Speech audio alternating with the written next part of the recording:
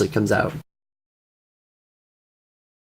Yeah, and I think Blankwitch just said exactly what I was thinking here is that the limited action set gives us that sort of extra variable along with the actual skill the individual PvPers bring to the table, where I expect to see less of a cookie cutter rock, paper, scissors counter to every single build because you've got the variable of the LAS and also the variable of just how good are your Twitch skills to distinguish winners and losers in PvP. The other interesting thing that comes up off the back of the live streams, the warrior, its innate now allows for stance switching mid-fight. So you may be thinking you're fighting up against a DPS tank when suddenly, flip the switch, it's suddenly a survivability tank. And I think that's why I got so excited about seeing Wildstar is after WoW, I kind of gave up on MMO PvP and I tried a few free-to-play games, but nothing really, piqued my interest. But after seeing this, I saw the potential in it. And I think a lot of people, there was a few threads on Wildstar Central about people hating on the action set and how some people wanted to be able to press 30 buttons and 40 different macros and all this different stuff, but I'm a big fan of the limited action set as a PvPer. And as you guys already said, and Blank really hit on this, and I completely agree, is that I think it brings a lot of variety to the table and it keeps things interesting, and I'm very excited about it. And that's about it. I'm just real excited about it. I do want to remind you all to take also into consideration for people who might be listening who do more pugs than team play, as some of you might design your LAS based on specking out for your team as opposed to differences when you spec out for a pug.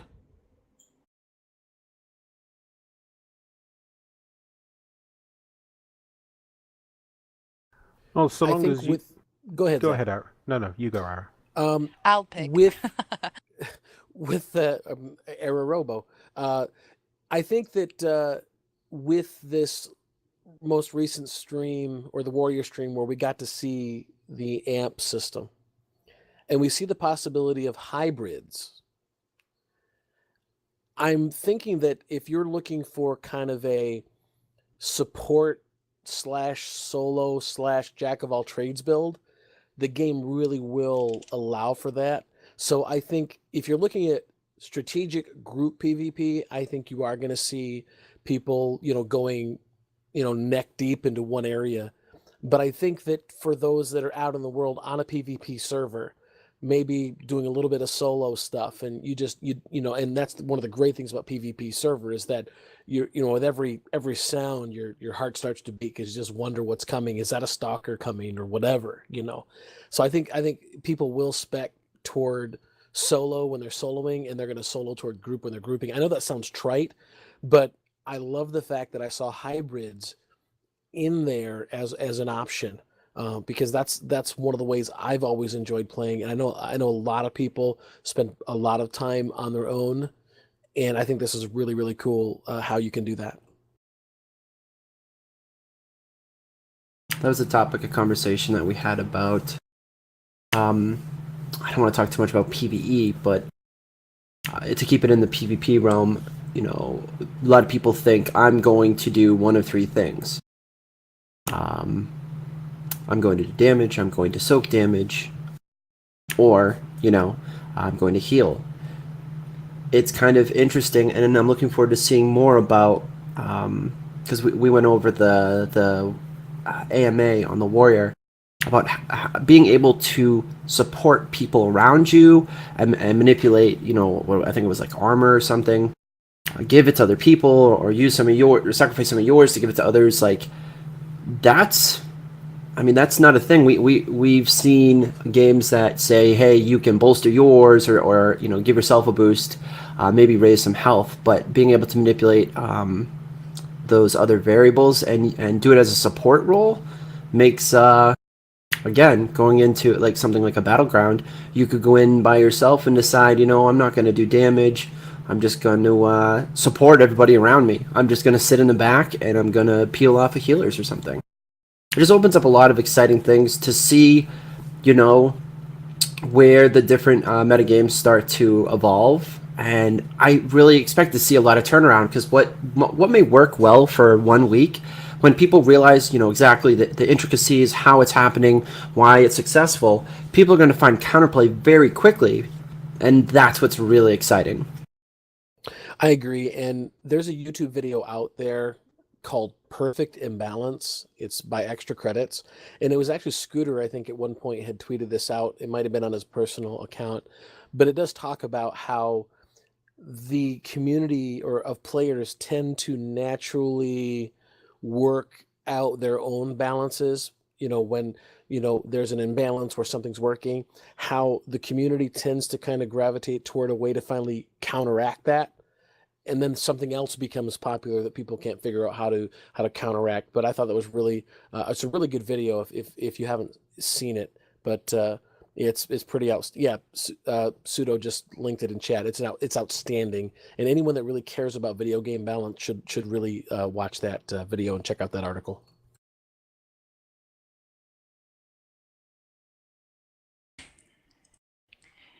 Go ahead, Chuby. I just wanted to switch it up a little bit. I saw a few threads on different forums from different fan sites, including Wildstar Central. And I wanted to get your guys' take on PvP gear and the separation between that and PvE gear. I know that's a controversial topic, and I just wanted to see what everybody thought.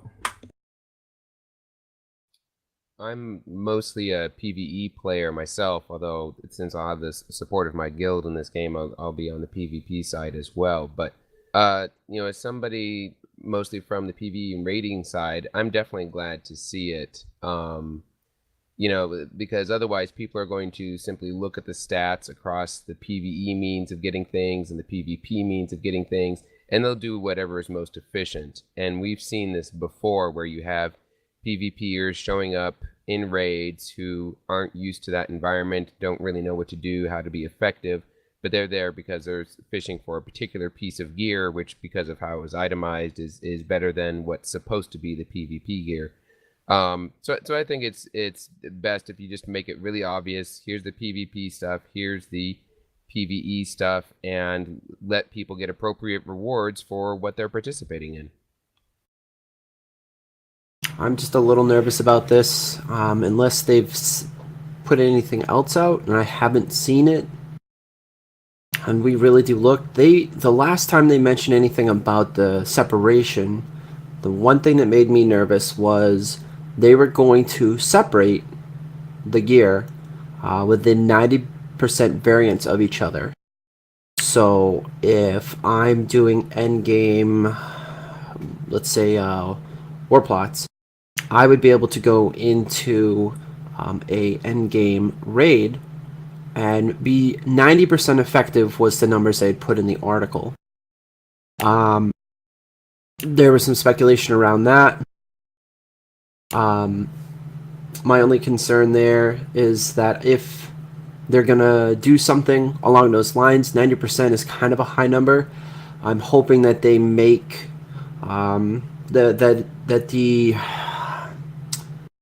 they've mentioned that certain skills are definitely more for one arena or the other, and I hope that if they're going for 90% variance, that the gear also reflects that. Like, hey, you're going to use your main skill that you would use in PvP. If you use it in PvE, it wouldn't be as strong or something like that.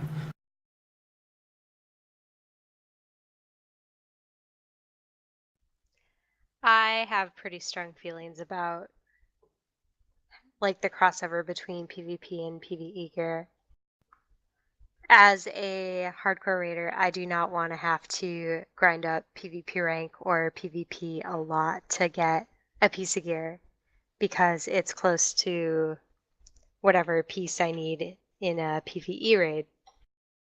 And I don't think that anybody who is PvPing I don't think they're going to want to have to like suck it up and go through and do PvE content if they really don't want to, just because it's a gear upgrade.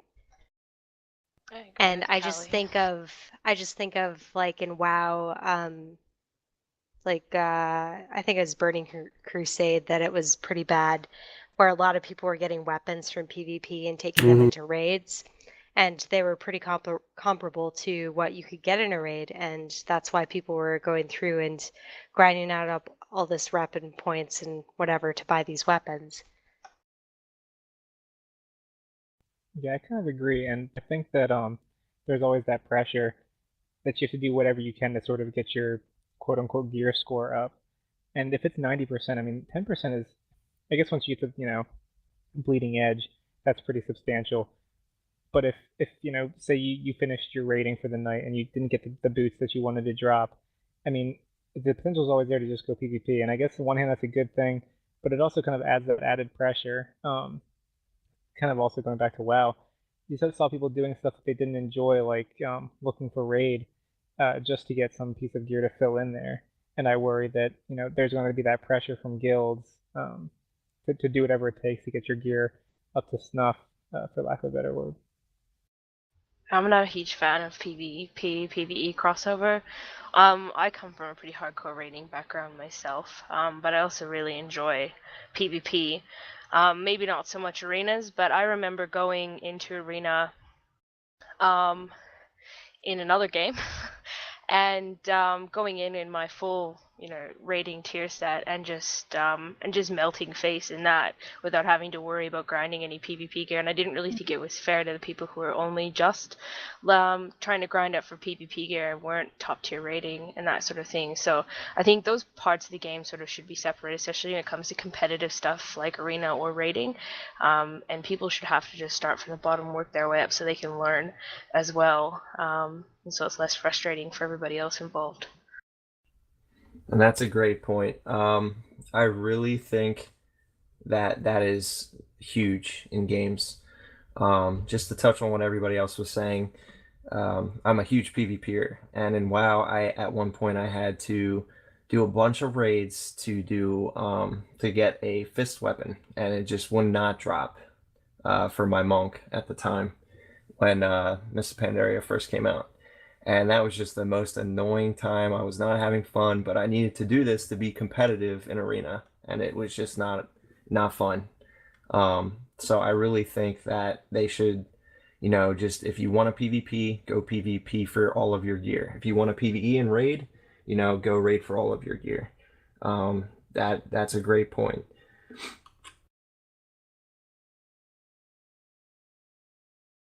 I guess for me, I remember doing the arenas too, like you guys have said, and if there was that mage that came in rocking full raid gear, that's fine, but that risk versus reward was very apparent. He was coming in, you could see what he was wearing, and it was, we are going to jump on you and blow you up before you blow us up. It wasn't always balanced, but at least you kind of knew.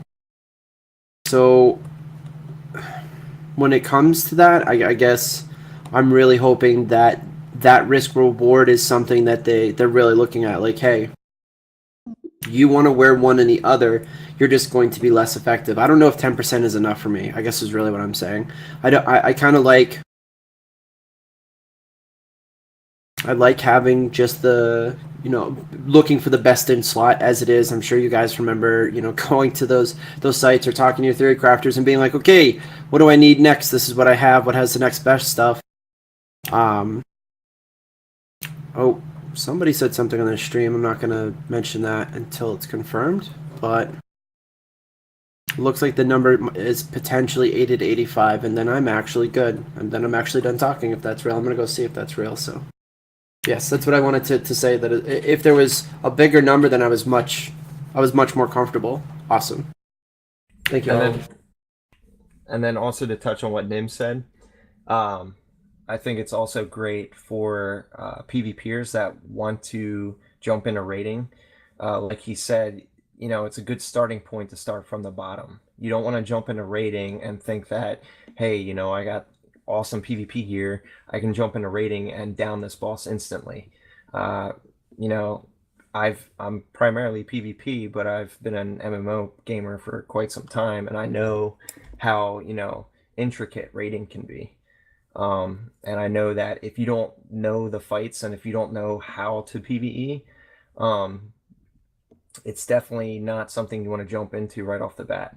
So I think that change in the gear really helps with that, so that you're not jumping into the high-end raids. You got to start somewhere, and the same thing goes for PvP. I think that you know, it's not always the best thing if you have raiding gear to jump into, you know, arenas right away. You might want to start at battlegrounds and vice versa, you know, and earn your gear and learn along the ways, so that you're not just going in there and having a bad experience.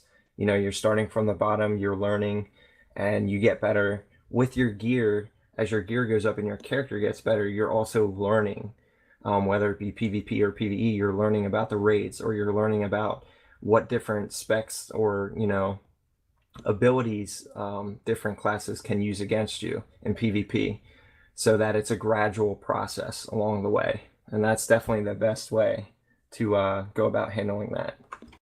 Well, yeah, I mean, they're two pretty different approaches to the game. And the other thing is, it's not even just about you as a player, but it's also about the other people you're affecting as well. If you go join a raiding guild, then they've got to maybe explain to you how the fights are working. Whereas if you start your way up through raiding and do your homework and learn what you're doing, then you'll end up being a better raider in the long run, and a better team player. And the same thing would go for PvP, especially in arena as well. And it just makes a better community and less people complaining, I suppose. We have this for you all to continue on your discussion because it's fitting in perfectly with ranked PvP in the game, and if there's PvP gear affecting that. Opinions, thoughts?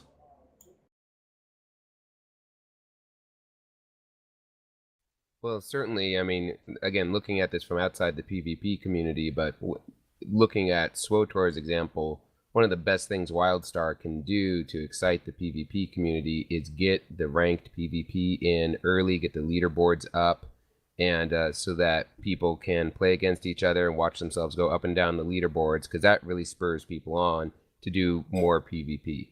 And that's one of the big reasons that PvP very much died in SWOTOR. And in the same regard, Guild Wars 2, I think one of the worst mistakes they made, and one of the things I hated about Guild Wars 2, was that you jumped into PvP and you already had the best gear. I mean, it was great from an esports perspective, but not all MMOs are built to be esports. You know, it's kind of the MMO thing where you need some kind of progression to have that drive to grind for the gear. It's a rewarding thing in an MMO to be able to you know, grow with your character and to improve as your character improves. And I think that one of the things that made me not want to play Guild Wars at all was that I didn't have any kind of you know, that kind of connection with my character.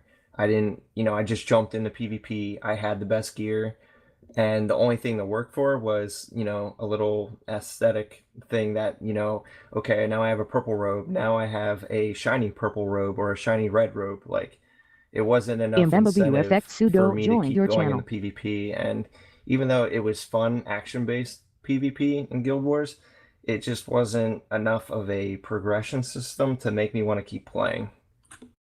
Sub Jeremiah in chat is stating that ranked arena in Wildstar has equalized gear. Everyone's in the best gear.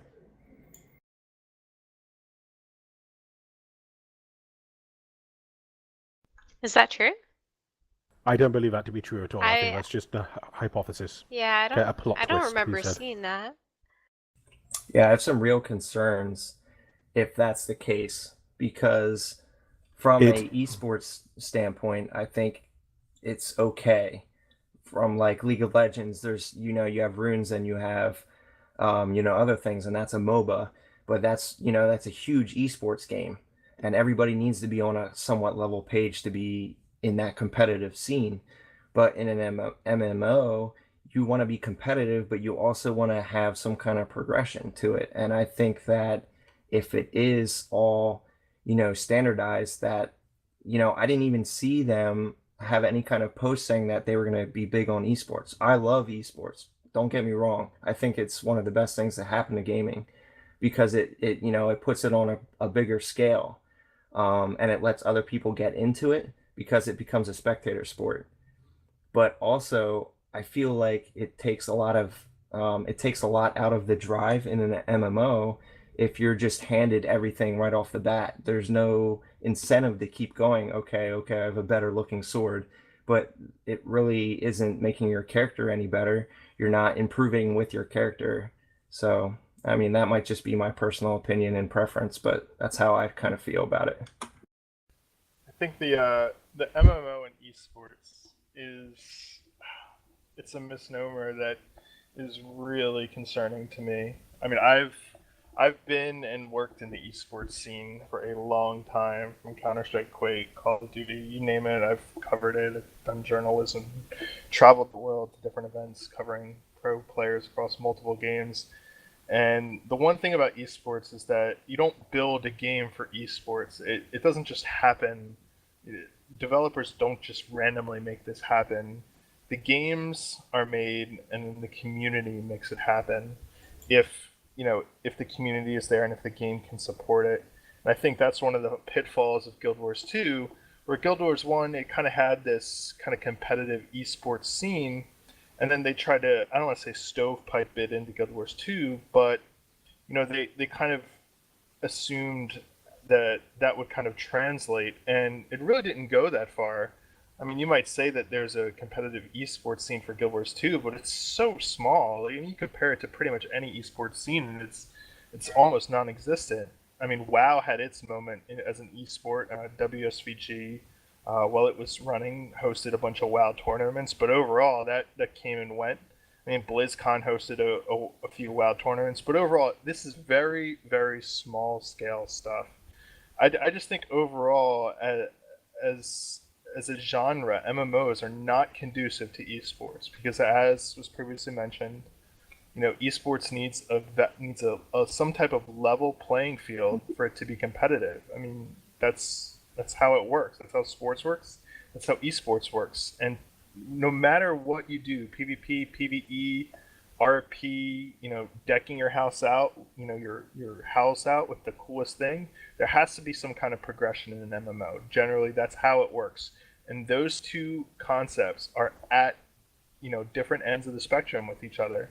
That's why, I mean, no matter really what anyone says, I never really will view an MMO as a successful esports title, and I don't think that Carbine or really any developer should really be worrying about it.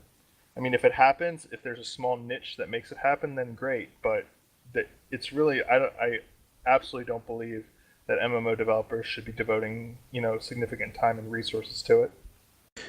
Couple things before we go on. 5 minutes remaining in the PvP discussion. Sorry for telling you that so late. Second thing is, in their Wildstar Arenas post on the forums, they do specifically mention esports and spectator mode and other resources for that, but they're not guaranteed at launch.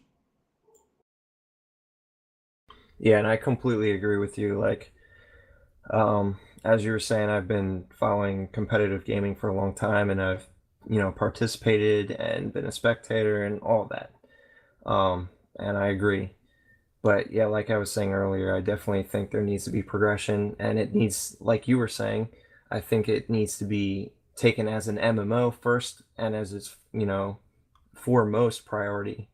Make it an MMO, and then eventually, if people get into it, and if they can, get the balancing right, then make it an esport. But I definitely see the potential for a lot of good PvP coming out in this. I'm excited about it for sure. I mean, I think there's a difference between good PvP and an esport. Like, I think that's where the distinction lies. You can have good PvP and it not be an esport. And, hopefully Carbine at least gets the good PvP part right. And if the esports stuff happens, then it happens. Well, I'd throw my opinion in here. You know, when you think esports, competitive, professional, cybersport, um, it's really not MMOs. They try to, and there hasn't been a real success story yet. I think it's strange that there Unless, hasn't. sorry, go ahead. I was just gonna say, I think it's strange that there hasn't. It's almost, to me, it seems like it's structured better to be an esport than something like a StarCraft. I'm not super familiar with esports and whatnot, but I mean, they're kind of that 1v1 going up against each other. Maybe it's just that no one has executed it quite up to par yet. I don't know. It's strange to me. But it's much more spectator friendly. Like, it's just specifically speaking from a StarCraft point of view, right? So say you know nothing about the game, okay? So you don't know what any of the units are, what their abilities are. All you have to know is that this guy has an army, he's going to go attack this other guy, and he wins when he kills all this other guy's stuff, right? And if you've ever watched like a WoW arena, like PvP esports stream, unless you have actually played at that level or, you know, in any detail, you have no idea what's going on. There's all this stuff just flying across the screen, numbers, abilities, and you're sitting there, you're like, what the hell is going on? If you were to show that to someone, you know, who doesn't play WoW, I mean, they won't know what's going on. And that's part of the reason why, like right now, League of Legends and Dota 2 are the largest esports in the world right now, because as a genre overall, MOBAs are hugely accessible. In addition to being accessible by viewers, the games themselves are accessible. They're both free to play games. They both have great support, and they both have great support by their respective developers. So I think, you know, overall, it's just such a complete difference in genre and dichotomy from developer support, just top to bottom. MMOs, I don't like to use the phrase that they're horrible for esports, but as Blank said, when has there been a successful esports MMO? Not really. I mean, when was the last time you could say an MMO esports filled the Staples Center like League of Legends did for their last Worlds Finals? Never. All right, the discussion is great, folks, but we are going to end the PvP discussion at this time. As always, if you all want to continue it, and those in chat, anybody listening want to continue it, you can head on to Wildstar Central and start up a thread there and continue the discussion.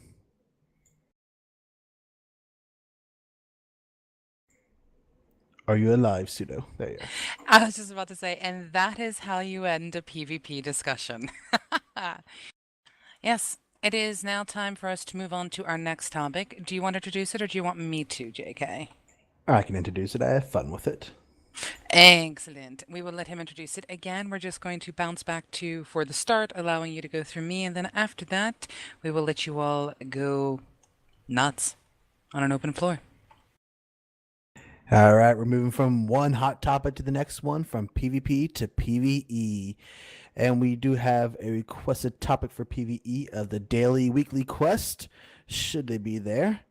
Other options to talk about are solo/ship hands and expeditions, adventures, dungeons, veterans, 20-man raids, 40-man raids, and anything else you all can think about tonight on PvE. Now it's time to get started, so make sure you message Pseudo if you want the floor.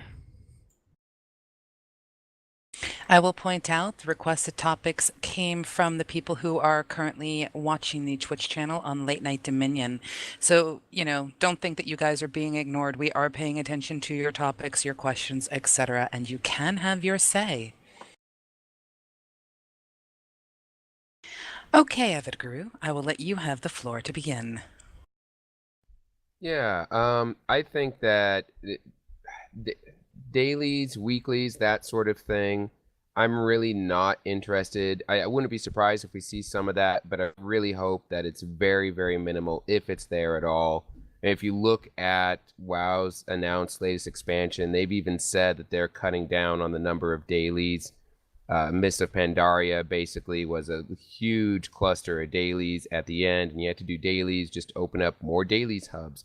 And while WoW has gotten good at having some variability to the dailies and all that sort of stuff to try to keep it somewhat interesting, they've learned a lot since they've introduced it in BC. But even so, I think I've had enough dailies for my life, and I'm really not interested in running dailies to get any sort of reward at the end. Fair enough. Cash, were you wanting to jump in on this and you just happened to post it in the regular chat instead of to me, or were you more or less referring to other people in the other discussions? I got called out. Oh, sorry, I put it in the wrong channel. Yeah, I'll touch in on this a little bit. You know, for those of you out there who have played, have gotten an opportunity to play the game, it is you're very quick to notice how much content there is.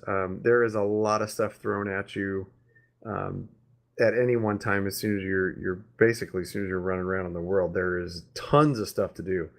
So you know, I personally don't mind the dailies.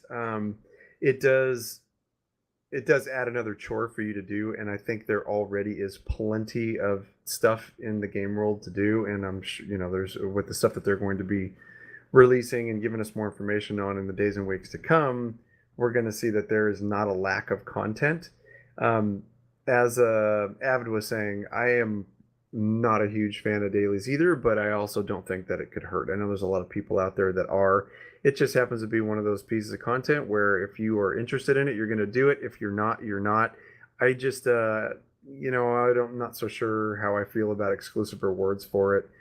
As a way to bring in some cash flow, it's always a good thing. But if they have other ways that get away from that traditional subset of dailies that you would have to do, as in a lot of the other MMOs have, and you could still be able to bring in a decent cash flow and make some decent rewards off it, I'd rather go the other routes than have to do dailies every day.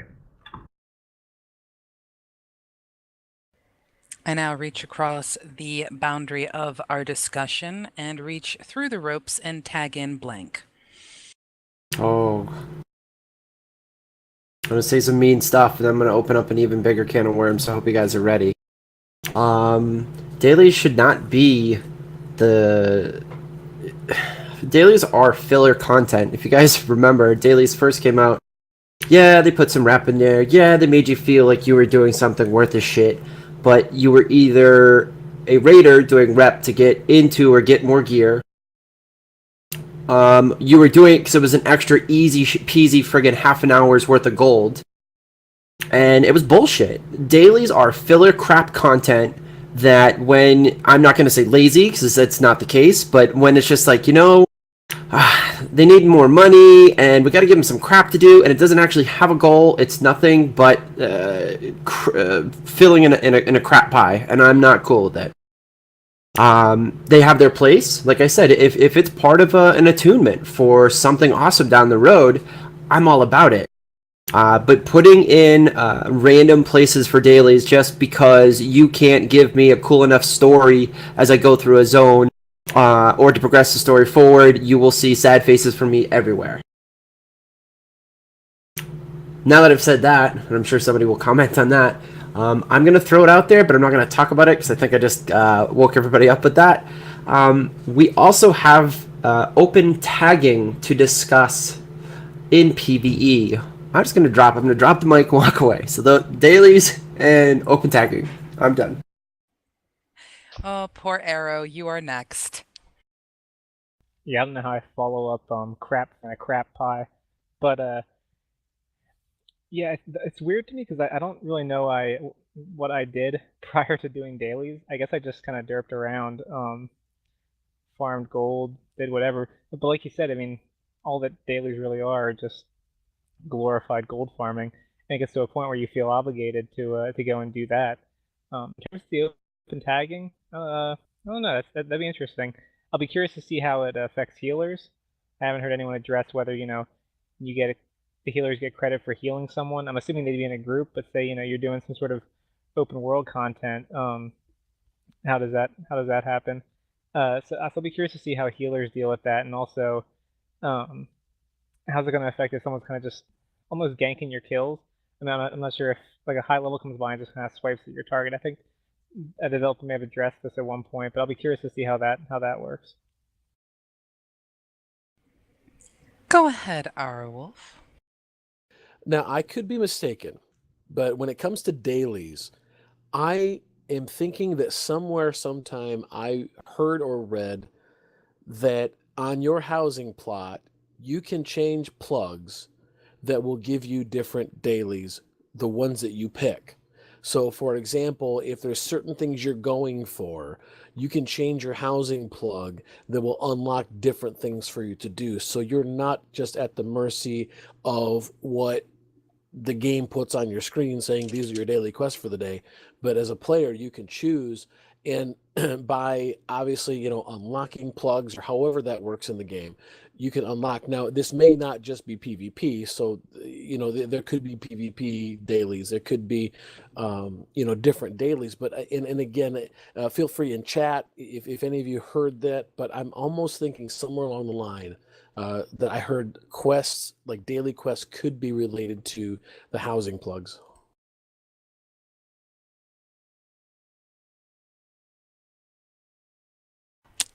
Okay, Gray?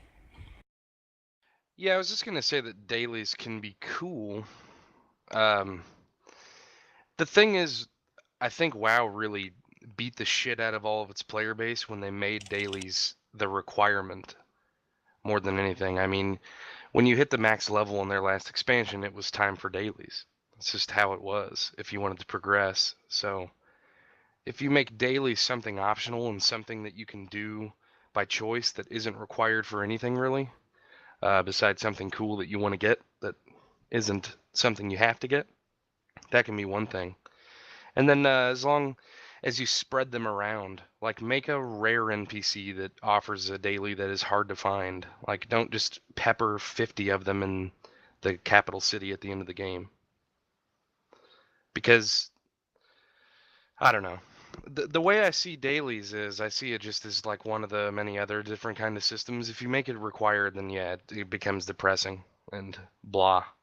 And as far as open tagging, I could get really passionate about this. I just simply don't like it, but I will leave that for a more intelligent being to kind of defend or go against. To get more specific into what you all are talking about, how about dailies for XP or dailies for actual items that you can only get from dailies? And before going into that one deeply, Callie wanted to speak about raids, so when we finish the daily topic, we'll be moving into raids.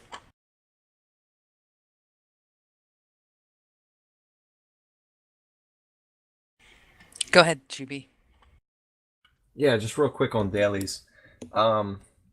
I agree with you guys.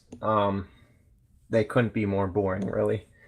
I hope that they integrate them into more of a random system, and like someone had just mentioned, have it be more of a rare thing or something more exciting.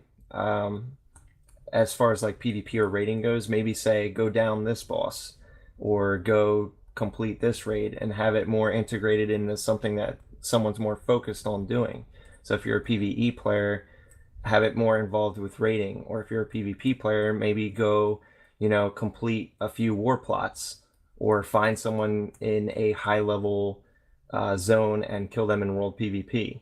Have it more relative to what the player enjoys.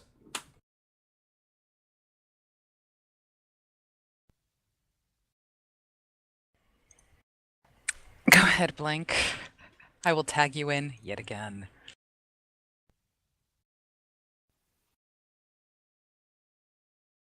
Somebody said it a little better than I initially did. Having things be required feels cheap when that's all there is. It's not fun. It takes away from the experience. As somebody else said much better than me. That's what it became in World of Warcraft. Dailies have their place. I just don't want them to be the band-aid fix for the economy. I want them to be a part of the actual integral design. Like, we are going to make you have to help the Pell so that down the road, 15 levels from now, you're going to be able to or have to buy something to help them out. I want it to feel like it's a part of the game as you're going forward, and not something that's just put there that feels cheap. I'm trying to be as clear as I can, but when I'm doing a rep grind because it's for fun and I'm getting something like a mount, that's cool. When I'm doing it just because it's extra gold, that's not as much fun. But it's okay, maybe more fun for me than fishing or something. But ultimately, I would rather be rep farming because I'm doing it with my guildmates or with people on the server. I'm helping that guy out because I just happen to be around here, and we're both going to get rep, and eventually it's going to open up a raid for me, and for him it opens up some cool crafting material. Whatever it is, I want it to be a part of the game and not just there as a band-aid for something else in the game. Yeah, like the content needs to have a purpose, basically, is what you're saying. Dario disconnected It from your can't just channel. be filler content that doesn't make any sense and it's just there for gold. I never really had a problem with rep grind. I actually played games with rep grinds and without rep grinds. Sorry if I'm cutting in on anybody here. But I actually prefer the games with the rep grinds because it gives me something to do and a goal to work towards. And the games that don't have rep grinds that I've played, obviously there's maybe other problems with them, but it's I've never ever done dailies that are just there for the sake of doing a daily though, and I find them incredibly boring. So, and then once you're done your rep grind, do you ever really go back and do those dailies again? Probably not. Unless you're walking somebody else through them. But yeah, I agree. The rep grinds are cool, especially when they're spread out and you have plenty of choices, and you can ignore the rep grinds that you don't want to do. Plain and Yeah, simply. exactly.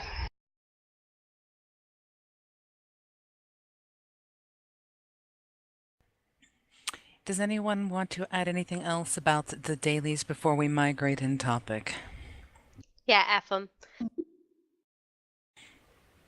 Go ahead. I think that I was her just said response. F it.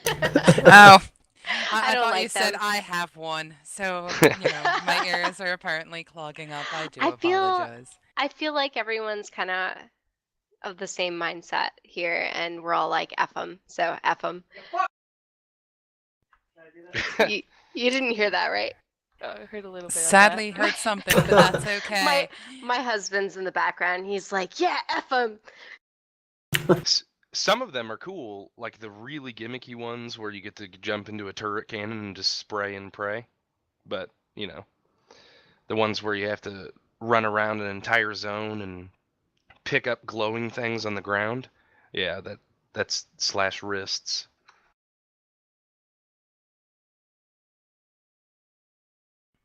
There was a mention when it comes to daily chats by Blezel in the Late Night Dominion Twitch stream, stating that daily quests can actually help world PvP and create it. What do you guys think about this? And go ahead, Blank. That's was exactly what I was aiming for. See, this is great. This is how the community works. I throw something out there and somebody helps turn it into a home run. I'm hoping, and they've said they're not going to, but having dailies help create world PvP is something I think everybody here would love to see. I don't think it's initially what they're looking at doing for launch, but it's definitely something that they could hear our cry going forward, like, hey, for the next big raid, we'd love to have some kind of cool dailies where, we run across each other and if we're on a PvP realm, if it's red, it's dead. I think that would be amazing. And that feels... that's awesome. That would be the best way to do dailies for me, other than doing it to unlock a raid or to, build the Sword of 1,000 Truths or whatever it may be. Well, Zap said kill 5 players. That'd be a great one. What about kill 10 players 10 levels lower than you? That's another good idea.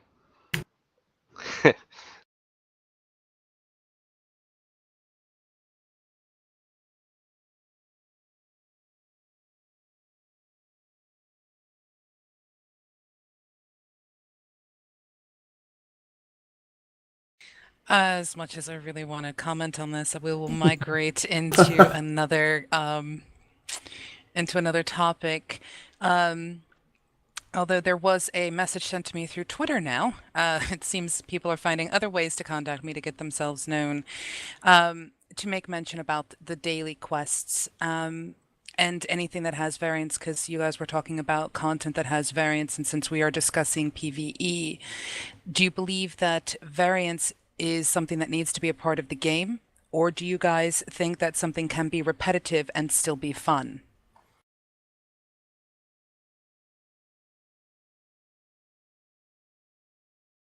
Repetitive can be fun, but dailies are beyond repetitive.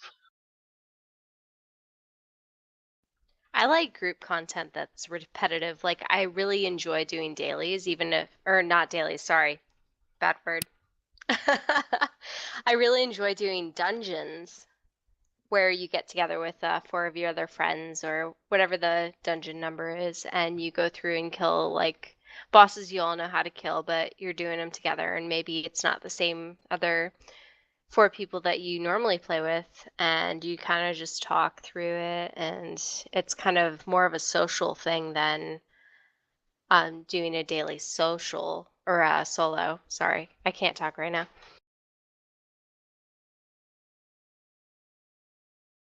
Well, since you are going into group content, shall we now open the floor to conversations about raids? Yes, please. Yes. I'm wondering, does anyone wish to discuss raids? I don't know if anyone has mentioned that they want to. Go ahead, Kali. Okay, I saw a couple of people asking in chat like what the raid sizes were, and I just wanted to say there's 2 raid sizes. There's 20 man and 40 man for Wildstar. They are completely different raids. So it's not like your 20 man raid is going to be a 40 man version of the same raid when you get to it. They are completely different places.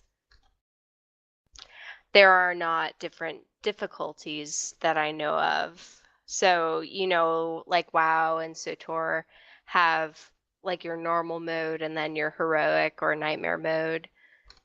I believe Wildstar will not be having that. Everything's going to be like a set difficulty, and it's going to be just based on how the content is. That is correct. Just throw that in there. I did specifically ask Carbine, and they said that they are completely different. And for that, I'm really excited about. I have been playing MMOs for probably about 10 years, and I know that makes me sound really old, even though I probably sound like I'm 15 or something. But I'm really excited to get into this big, massive raid groups again, because it's kind of like working a giant group and molding them and having them do certain things so that we can eventually defeat this giant dragon or whatever the boss may be. And I'm just really excited about it.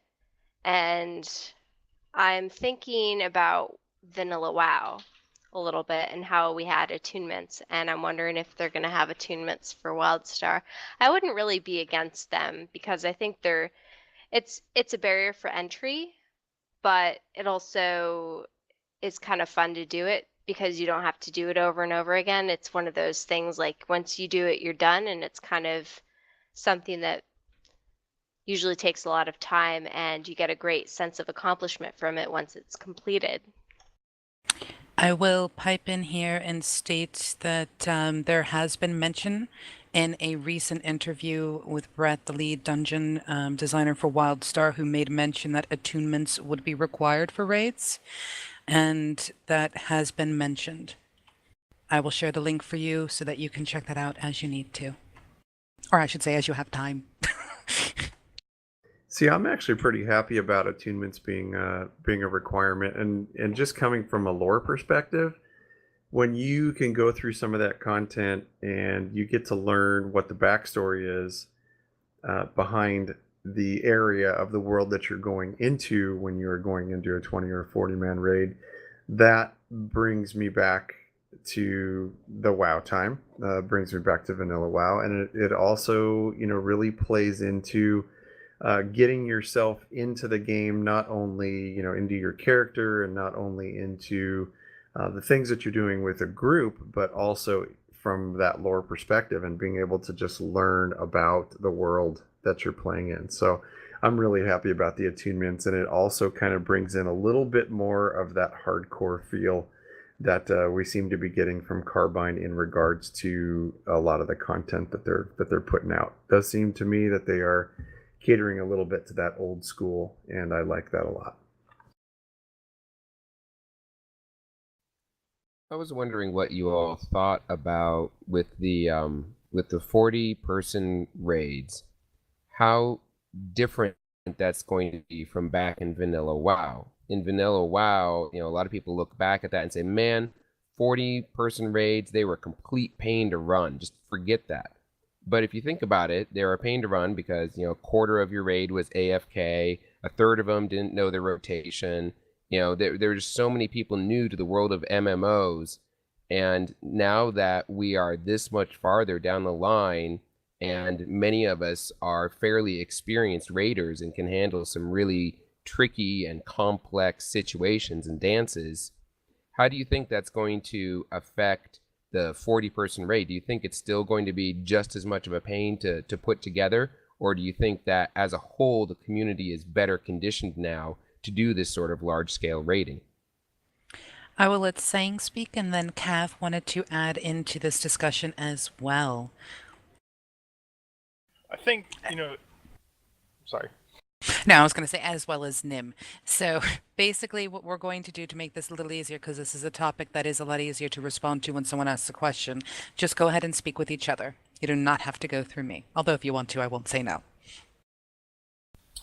I think, to a certain extent, you're absolutely right. The player base as a whole is more familiar with MMOs and kind of like the raiding experience.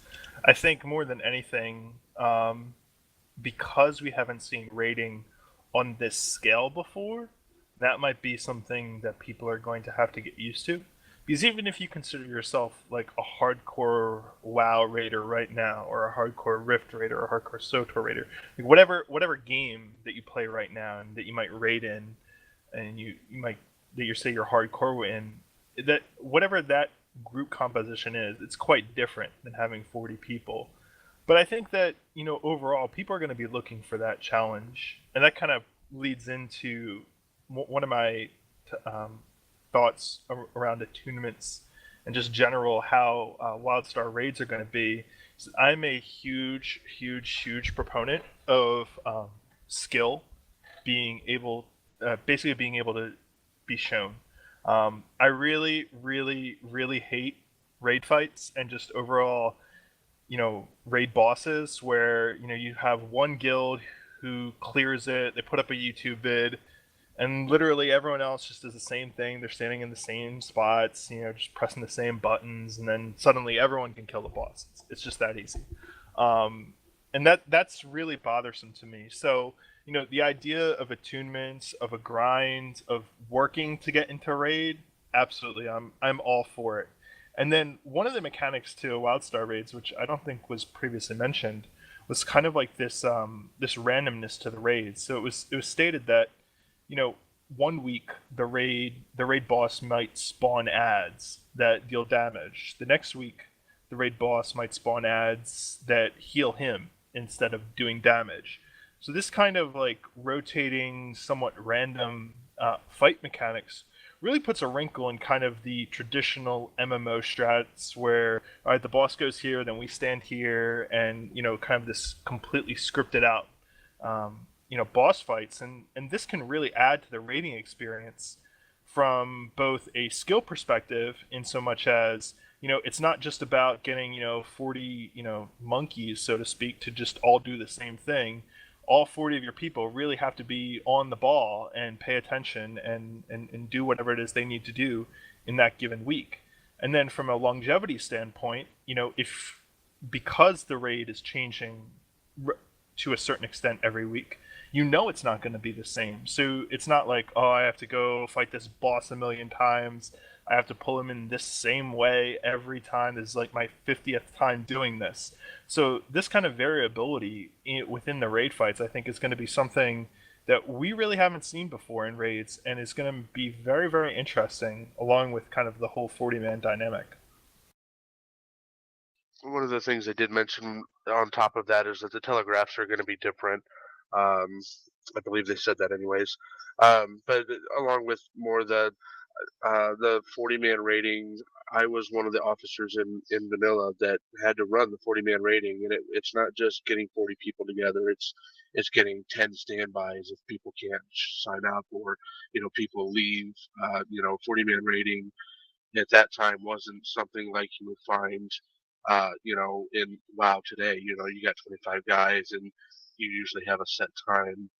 In 40-man rating back in vanilla, it was okay. We're gonna go for this long, and then you could get nowhere in 3 hours, and then or people would sit there and after an hour they would just start leaving because there was no progress. So even your 10-man wait list just didn't even work.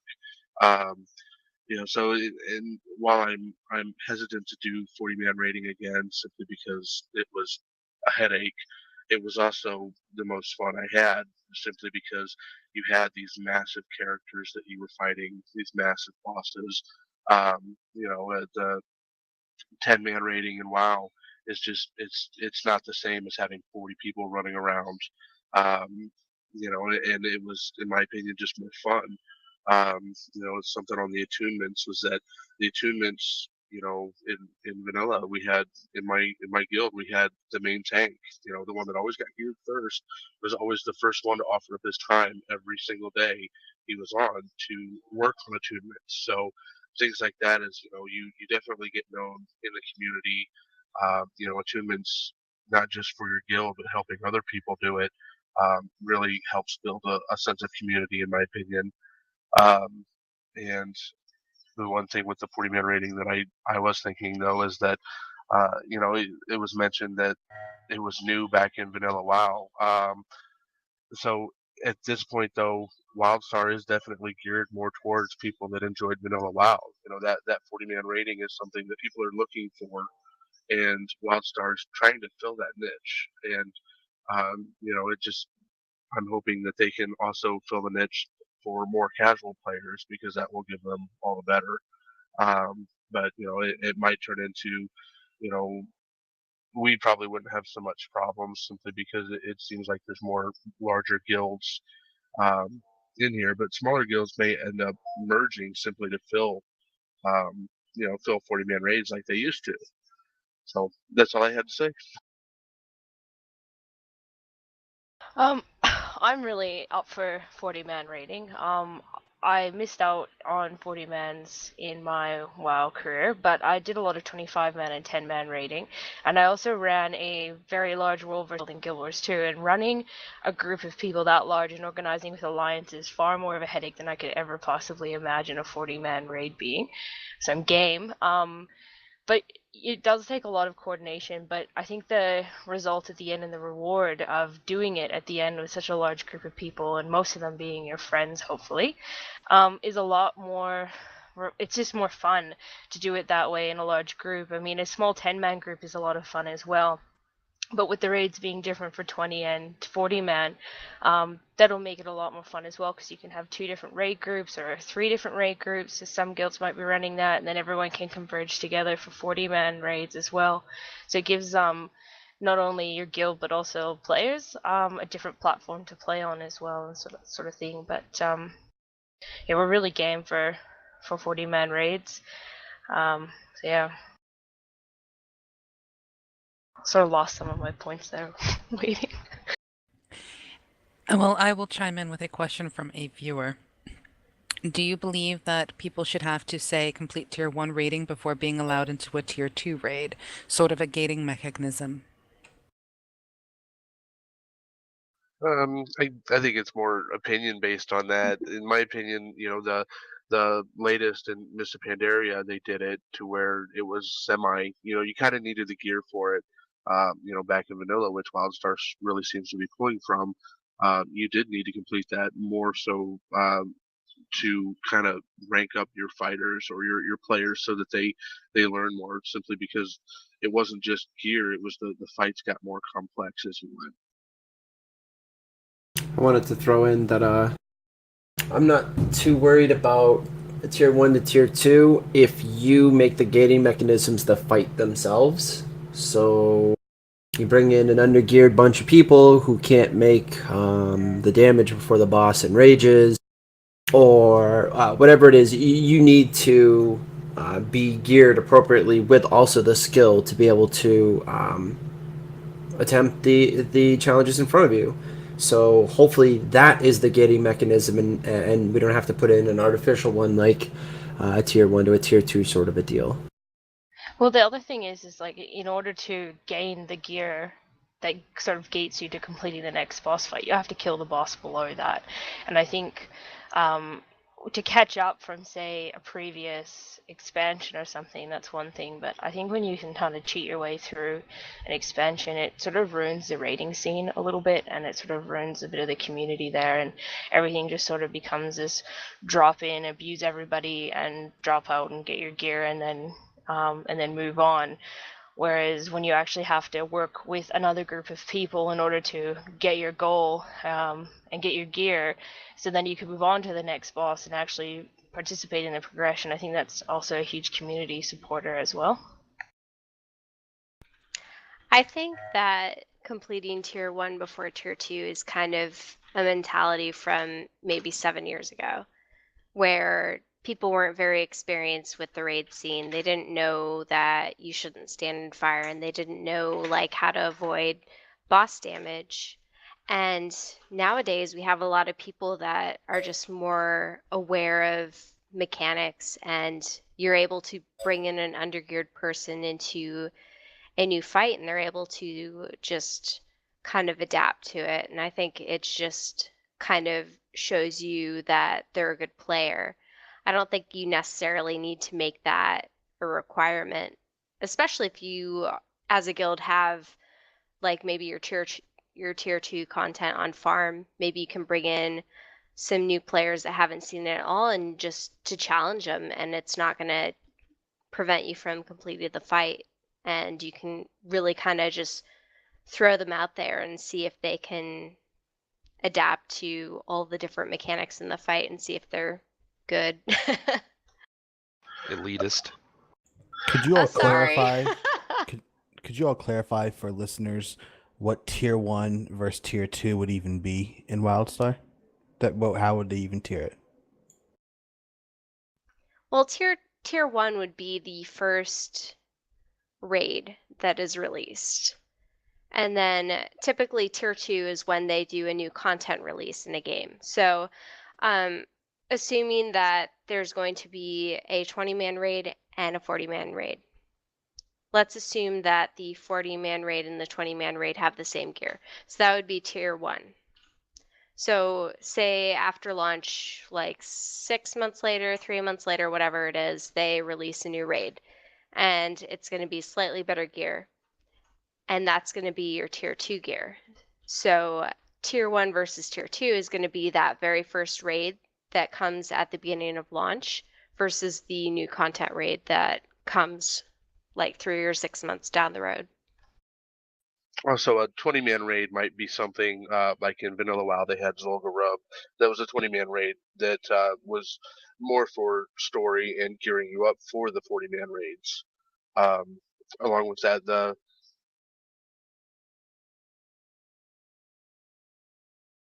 Yeah, actually, some of the Zul'Gurub gear was a little bit better than MC gear, if I recall correctly. So, not really sure how they're gonna gear raiding gear. So, like that kind of depends on what you want to call tier 1 and tier 2, because you could, like, if the 20-man gear is worse than the 40-man gear, people might consider the 40-man gear as tier 1, and maybe the 20-man gear is like tier 0.5.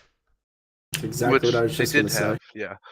They did have that. They had the 1.5, and they had the pre-rating gear that you got simply from farming heroics and such like that.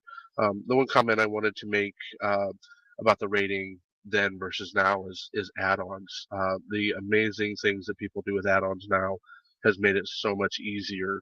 And back in vanilla, there was add-ons, but they didn't have it as much. And I think Wildstar would. I think they're gonna not so much have trouble, but I think they're gonna try and push to have harder raid bosses simply because they are so add-on friendly.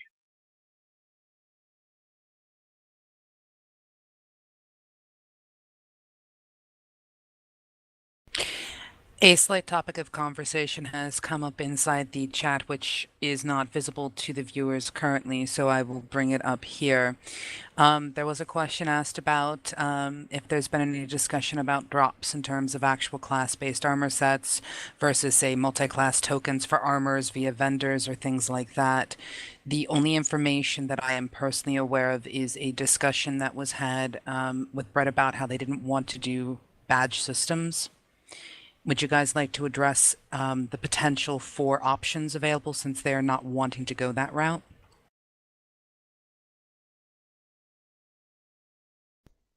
I think there was an interview where Jeremy Gaffney said that if a boss has a sword on him and you kill him, he should drop that sword, not a token that you should go and turn into a vendor where you can get a sword.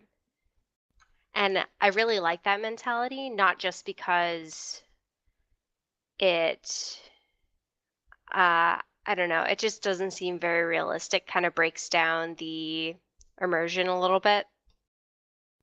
But it does kind of make your gear grind while you're raiding a little bit harder and a little bit longer. And I kind of like that. And I agree with that. One of the things with them having the visuals, you will visually be able to equip different gear. I think will definitely help. Part of the reason people got the tokens, other than the set bonus, was because that gear was what looked the best. And I WSC don't Zach think Robo that disconnected from your I don't channel. think that a mishmash of gear people would be so concerned about. As long as it's got the stats that they need, that's what they're going to be worried about. And after that, they'll have the ability to change how they look. If they do introduce gear that will have, which they may have already mentioned it, I'm not sure, that will have set bonuses and things like that. That will obviously push people to do it. But I personally hope that tokens are kind of left out of it. It's on a boss to boss basis. You have a helm that drops from boss A, and you have a chest piece that drops from boss B, but they're not tokens. They just go together simply for one reason or another. I think gearing itemization, there's kind of like two parts to it. There's, how fast can we get the gear, and then like how close is the gear to BIS, best in slot, right?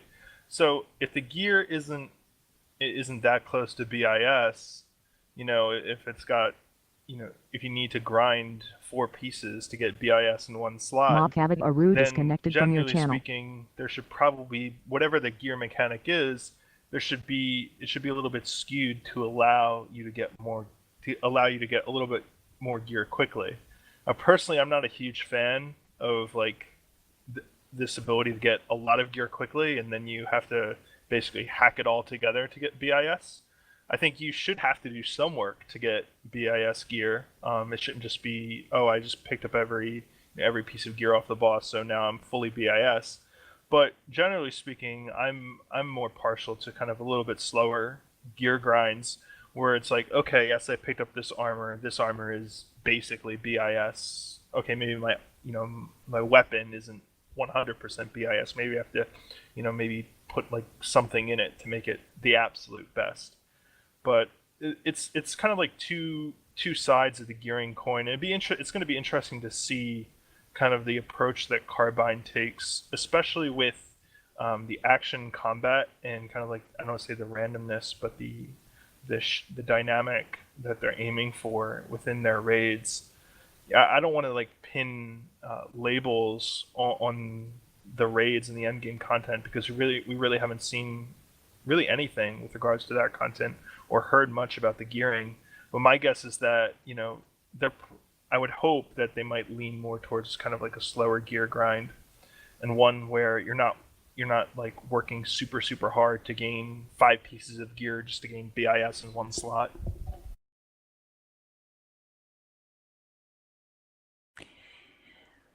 One thing that has not been touched on yet is the discussion that was had on Dungeons and Adventure. Would you guys like to talk on that?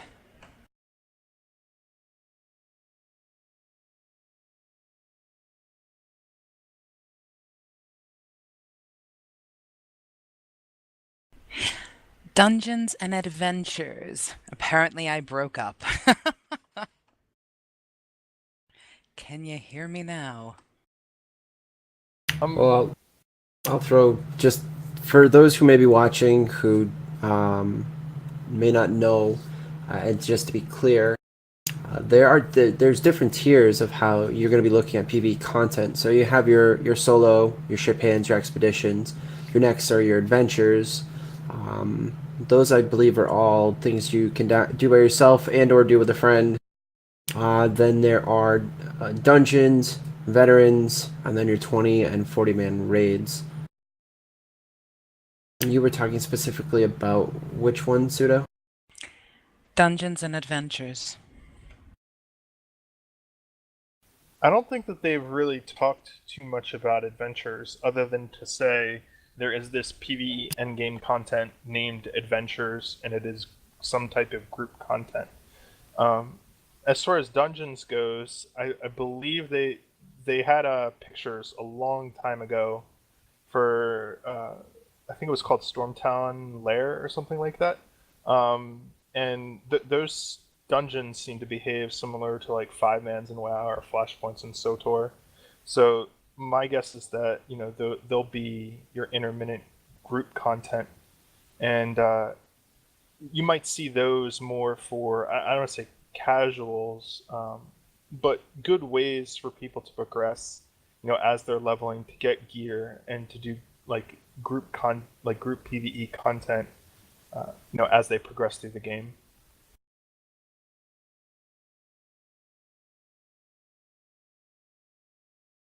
Right. So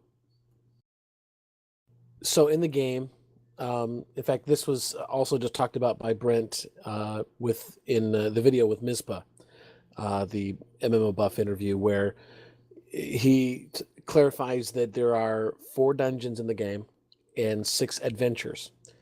And in previous posts, like in Wildstar Central, talking about itemization, adventures rewards are going to be pretty close to dungeons, maybe a little bit different. Now, the idea is starting at level 15, you're going to have group content you can do every 5 levels.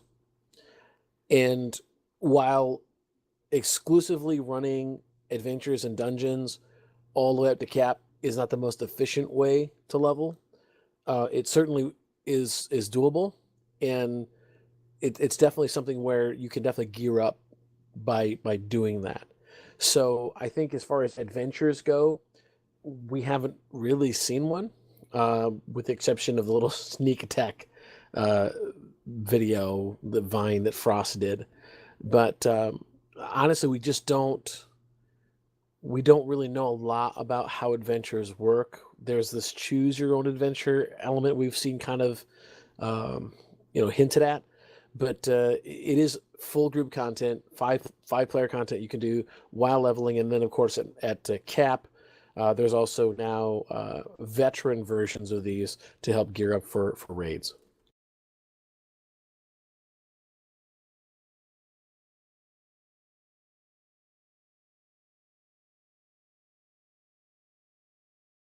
From what they've told us, I really, as the hardcore best in slot competitive person, I can see myself dipping into an adventure if it had something that I thought I needed, or rep or something.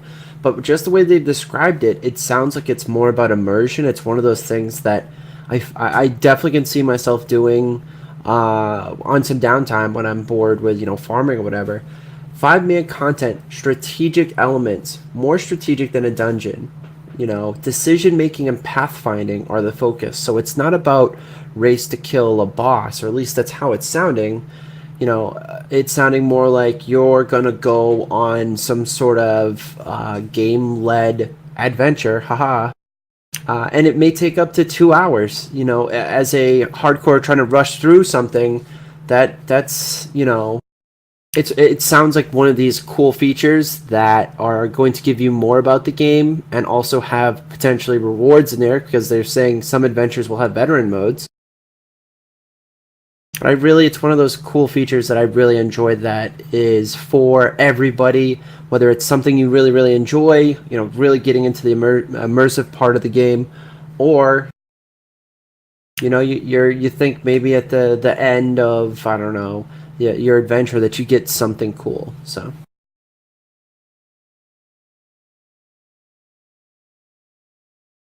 Slimex inside the chat has pointed out that they have said there are veteran versions of adventures, so there should be more difficulty/reward involved. Just to add more information. I love doing dungeons, and adventures sound a lot like dungeons, so I'm probably gonna love doing them. As far as reward versus how much time you invest in them, I kind of loved that in some games they'll have a dungeon and they have off the end boss at the very end of the dungeon after you spend an hour doing it.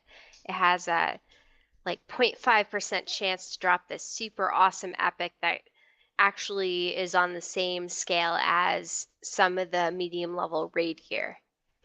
And I would run those dungeons probably 20, 30 times trying to get that item. And I think that's just super fun. And it kind of motivates people to want to run those dungeons if there's something in there that they could possibly get, even though it's a very small percentage. I think a lot of games have kind of strayed away from that with how they'll grant like tokens in some of them where you could buy epics, or I don't know. I'm kind of thinking that a lot of games have cheapened how epics are in general, and like they should be special. There should be some like types of gear that are special that are hard to get and that you should feel good about getting. It shouldn't just be like run of the mill, like, oh, you have to get this to do this. Just a note, 10 more minutes of talking on PvE. I agree. I think the epics over time have just become too easy to get. They actually kind of did that in World of Warcraft with MoP, is that you actually had to get back into the raids to get epics, and that was nice. And then you got to the point where you were grinding these heroics, and it's just more dailies. And I mean, I don't have a problem doing dailies or the grinding and doing PvE content Mobcash for it. disconnected from your channel. But when it comes to I'm just getting tokens, it just seems like useless grinding to me. That's where I ran into the problems with it, and it was even at that point where the rep grinding or the grinding for this or grinding for that, it wasn't even fun doing it in 5-mans or in scenarios.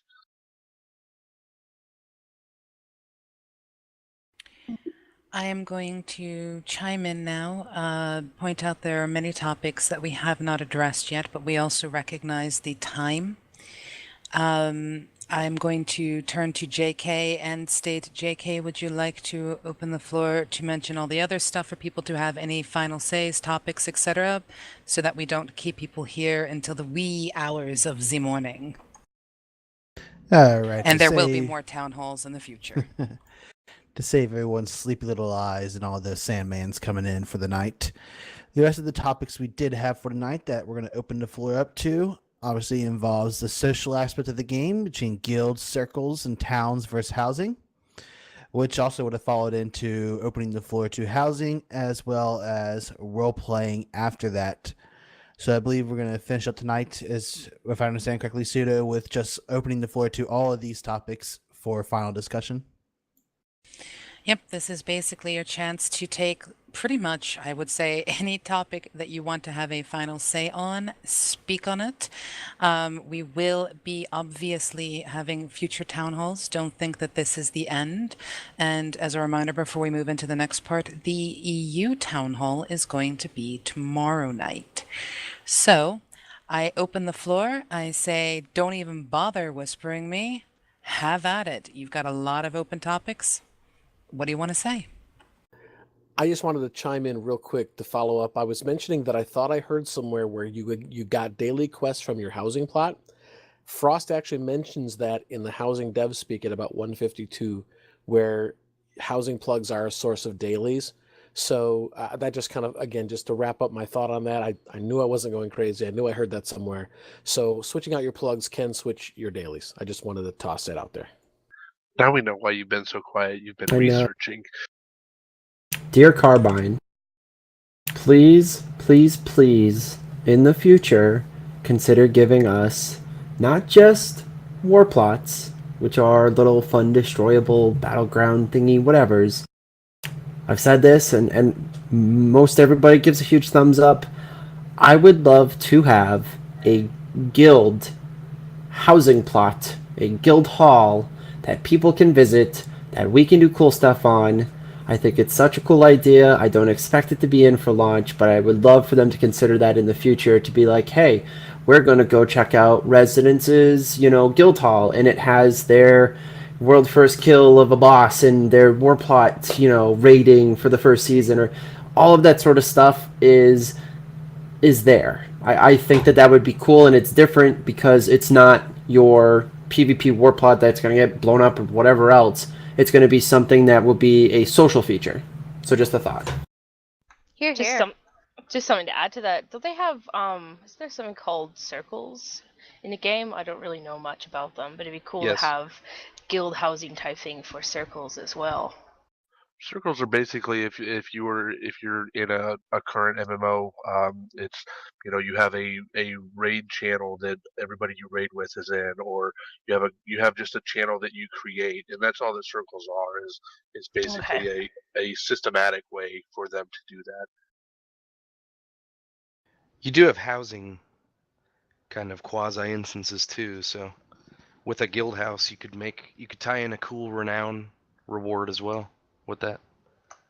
I think with the housing as well, I believe they were saying you can add, you can open it up to your friends or publicly as well, I believe. And if that's the case, I mean, in the meantime, you can always have, I could donate my house to the guild to come and hang out there. But I know what Blank is saying. Having a guild space would be extremely awesome. So if the devs are listening. Oh, they are. As has been mentioned by Carbine Justice in the chat, you know how Frost always ends with the devs are listening? That's not fluff. I think overall with guilds, I mean, it's kind of like part of the guild housing is some type of guild progression. You don't just want to like be in a guild, right? Everyone just tags up. We have our own chat channel, maybe a buff or two here.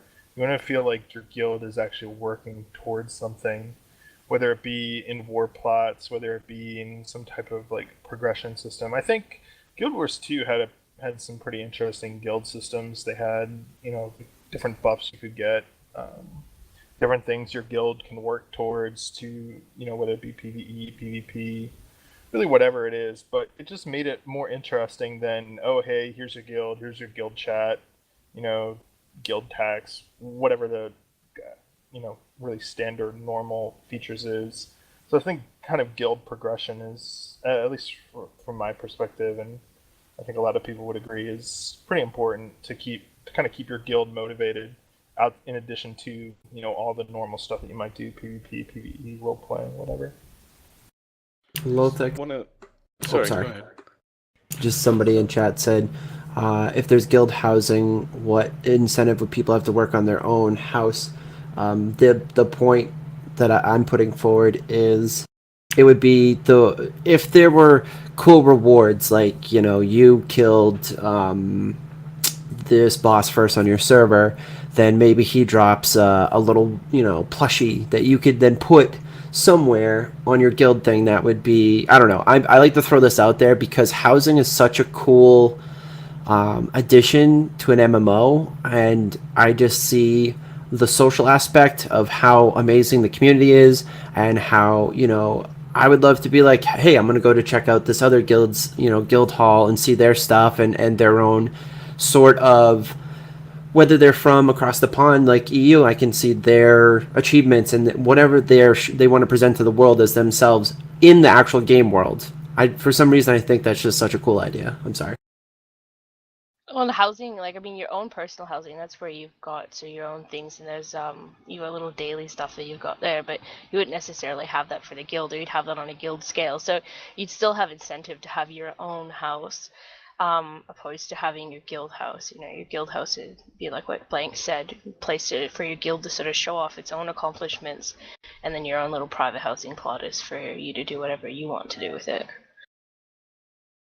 Just one of the things about guild and that ties into PV rating and stuff like that. What I missed most recently is you guys remember like doing Thunder Fury and Kelsarar and even Sulf. A lot of those were like guild events. I mean, they could have been done. I mean, and most recently they've been done by just a single person. But back in the day, they used to have to get 40 people together to go do it, and it was a real guild building event. And it was one of those things, like raiding cities and stuff like that, where you could get 40 guys together. You're on a Saturday afternoon or make plans to do stuff. And I'm hoping they add stuff like that to the game so that it's not just a PvE rating, which I think most people are interested in, or even PvE, but like just world stuff that you can do together as a guild to help with the community and stuff like that. I think that was one of my favorite things about WoW Classic was, we're out in the desert and we're looking for Prince Thunderan or whatever it was, trying to get someone a sword, and it was a real guild effort. I now open the floor for Chuby to bring up, I believe to be probably, based on time, one of our final topics of discussion. I just want to ask guys what you thought about flying mounts, because I know a lot of people have a love-hate relationship on that. Some people tend to say that it makes the world feel smaller in some regard, because you can just get to wherever you want immediately or a lot faster. You can skip over world PvP. You can skip over aggroing mobs. So I kind of want to just see what everybody thought about that. I did see on Wildstar Central a few good threads about some possibilities of making aerial flight a hard to obtain thing and have it kind of be a rarity, whereas you might have to buy gas for your hoverboard or some kind of energy source so that it's not prevalent, but yet you can still enjoy it. So with any design, there's trade-offs and consequences, right? So you have to choose, okay, so how awesome is flying? It's cool at first because it lets you go to places you couldn't go. You've got this perspective of things that you didn't have before, and it's the whole I'm flying. It's a whole new way to look at the world, and it's really awesome at first. And then you start to look at the things that you're trading, danger in the world, interacting with other players, those moments of PvP that you get on the ground. You're missing out on. I mean, you begin to realize that there's a cost to that flexibility, that freedom, and I think that in a world that is perfectly plausible to have flying mounts. I mean, this is a sci-fi game with spaceships and stuff like that. I mean, they're everywhere. It's very plausible to have a flying mount. So I was very, very happy to see Carbine respond by saying, okay, let's re-look at this. Because originally, I had read comments that, yes, the world is designed for flying. And so I would say that especially folks that have listened to my podcast and visit my website have commented that they like the idea of a limited flight, whatever that is, whether it be fuel or whatever it is. Flight is fine as long as it doesn't rob you of the adventure of the world, the danger of the world, the interaction with other players. I think the game could also lend itself to zones based entirely off of flying mounts and limit it to those zones. Yeah, I agree with that. For clarification, are you speaking along the lines of the comments about moons and being able to leave the planet for zones, Right. Gray? I mean, it doesn't have to be, but that's a great example of something you could do with flying mounts. I don't want to see flying mounts in like main player cities. It's just too cluttered and it looks trashy to see like hundreds of people just floating in the air and you can't really see where your tune is if you're like zoomed out a little bit because people are just hovering in the air everywhere. Yeah, I like the idea too of anti-aircraft in those flying mount restricted zones. That would be kind of badass. I posted a link there, and I'd seen something about it that Nexus is going to be roughly twice the size of Vanilla Azeroth. And somebody did it. They did the calculations just based off the leap in the Warrior weekend video.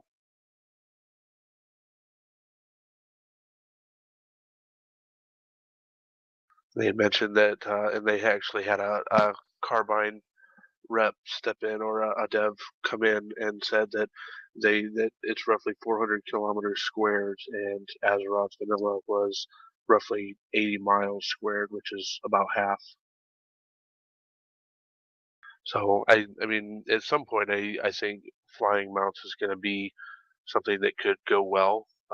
And personally, I don't want it to start off with, simply because it's as soon as you get that, you're going to be missing content and things like that. But over time, I think it would work out. Once the majority of the people get there and they see the world and they experience it, and then um, you know making, I think one of the things that WoW did, where they made it so that some content, some dungeons and raids were only accessible via flying mounts. I personally didn't like that. My only 2 cents I'll throw in here for flying mounts is I sit in the middle. Particularly, I really don't care. If you break down the variables, it balances out for me. The only thing that I have to mention about for Wildstar is explorers. We kind of trivialize them if it's not supposed to be difficult to find the things if it's no longer a deal. You just hop on your little flying mount and pew, pew, go there. So just something I wanted to mention. I'm sure I know we've mentioned that before several times, but other than that, give me them. Don't give me them. I don't care. Hoverboards are awesome. Word. I do believe that is probably a good statement for us to end this town hall meeting on. What do you say, JK? I think it's a good ending. We've been here for a couple hours now. I think about 3, actually. Indeed. We've discussed quite a few things, and hoverboards is always a good ending, says Gray. I want to thank everybody who has come in to speak on behalf of their different groups, guilds, organizations, fan sites, etc. You guys have brought amazing discussions, and you guys kept it real and yet again proved why the Wildstar community is as awesome as it is for the respect you've shown to each other. I also want to thank everybody in the Twitch channel and the people who have been tweeting out various things about this town hall event. Again, further proof that the Wildstar community is amazing, and a lot of respect goes out to you guys for keeping it real, which sounds really weird coming from me. But there you go. So with that, I think it's fair for us to say, Mr. Nixus, if you would like to close us out. Thanks again, everybody, for joining us tonight. Really, really appreciate all of you taking the time to come and, talk about all this fun stuff with us. If you have any questions, feel free to drop them on the thread or to message any of the mods directly. we'll have a EU town hall meeting tomorrow. The time is posted on the thread, and it'll be right here once again. North American representatives are welcome to attend that one as well. And that's pretty much it. Any questions? I just have one question for everyone in the Twitch channel who is chatting and everyone who is here. Are you excited about Wildstar? Absolutely. Oh yeah. Heck yes. Of course. I just screamed, but I didn't open up my mic because I thought it'd be rude. But yes, absolutely. All I gotta say is, chewas. And no Quantum Destroyer, I'm actually going to be up for quite a bit of time, especially since I will be helping out with tomorrow's EU Town Hall. It'll be interesting to see if there's a difference between what you guys have discussed versus what the EU community thinks. So that'll be a fun thing for me to watch. But again, thank you guys. Have a good evening, everybody. Also, thank you, Aegon, for streaming. Hope he's there. Fight scoffed disconnected from your channel. He is. He said he's welcome, or you're welcome.